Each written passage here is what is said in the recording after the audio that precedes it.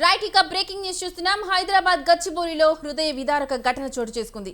Lift లో ఇరుక్కుని చిన్నారి మృతి చెందిన ఘటన అందరినీ కలిచివేసింది. 5 ఏళ్ల బాలిక గ్రిల్స్ కలిగిన లిఫ్ట్ లో చిక్కుకుపోయి ప్రాణాలు కోల్పోయిన ఘటన గౌలిదొడ్డి ఉన్న మహి విమెన్ పీజీలో చోటు చేసుకుంది. మృతురాలు జార్ఖండ్ కు చెందిన బిస్తోసేఫ్ గా గుర్తించారు. బాలిక తాత అమ్మమ్మలతో కలిసి హాస్టల్లో ఉంటోంది. ఘటనపై కేసు నమోదు చేసుకుని దర్యాప్తు చేపట్టారు పోలీసులు.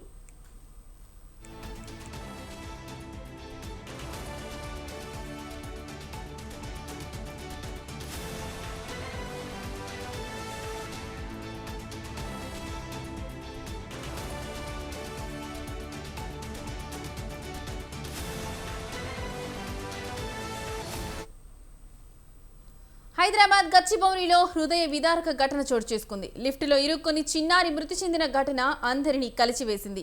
5 ఏళ్ల బాలిక గ్రిల్స్ కలిగిన లిఫ్ట్లో చిక్కుకుపోయి ప్రాణాలు కోల్పోయిన ఘటన గౌలిదొడ్డి ఉన్న మహి విమెన్ పీజీలో చోటు చేసుకుంది. మృతురాలు జార్ఖండ్ కు చెందిన బిస్తోసేఫ్ గా గుర్తించారు. బాలిక తాత అమ్మమ్మలతో కలిసి హాస్టల్లో ఉంటోంది.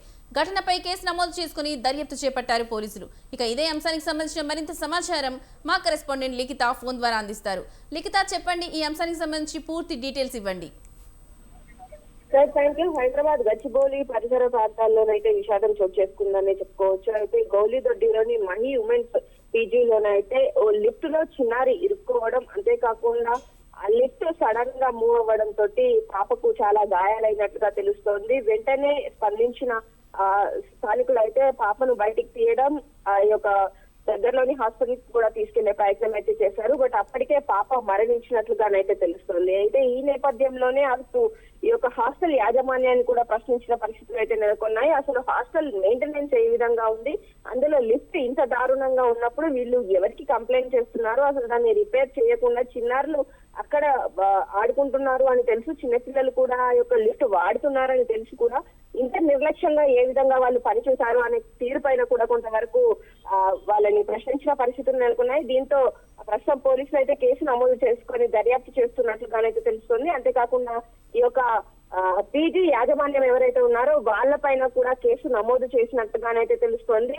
అక్కడ ఆడపిల్లలు చాలా మంది నివసిస్తున్నారు, చాలా మంది ఉమెన్స్ కాలేజీలకు వెళ్ళడం కావచ్చు, అదే విధంగా ఈ యొక్క వర్కింగ్ ఉమెన్స్ కూడా చాలా మంది ఉన్నారు. వాళ్ళ సేఫ్టీ గురించి కూడా ఆలోచించకుండా అసలు సీసీ కెమెరాలు కూడా అక్కడ చుట్టుపక్కల లేకపోవడం, అందులో చాలా వరకు సరిగ్గా పని చేయకపోవడం కూడా ఈ యొక్క ఘటనకు కారణమైందని చెప్పుకోవచ్చు. ఎందుకంటే ఆ పాప ఆ యొక్క లిఫ్ట్ లో వెళ్లిన సమయంలో గనక సీసీ కెమెరాలు పనిచేస్తుంటే వెంటనే చూసి దానికి ఒక పర్యవేక్షకుడిని పెట్టి ఉండుంటే ఈ రోజు ఇంత ఘోరమైన ఘటన జరిగేది కాదు అంటూ కూడా స్థానికులు వాపోతున్న పరిస్థితి కనిపిస్తుంది. చాలా రోజుల నుండి ఆ పీజీకి సంబంధించి కొన్ని సమస్యలు ఉన్నాయి. వాటిపైన ఆ యొక్క యాజమాన్యానికి కంప్లైంట్ చేసినప్పటికీ కూడా ఏ మాత్రం పట్టించుకోకుండా ఇవాళ చేస్తాము, రేపు చేస్తాము అనే నిర్లక్ష్య ధోరణి ఏదుందో ఆ ధోరణి వల్లనే ఈ రోజు చిన్నారి మరణించిందంటూ కూడా చెప్పుకొస్తున్న పరిస్థితులు నెలకొన్నాయి. పూర్తి స్థాయిలో చిన్నారి మృతదేహాన్ని అయితే వారి యొక్క బంధువులకు అప్పచెప్పారు.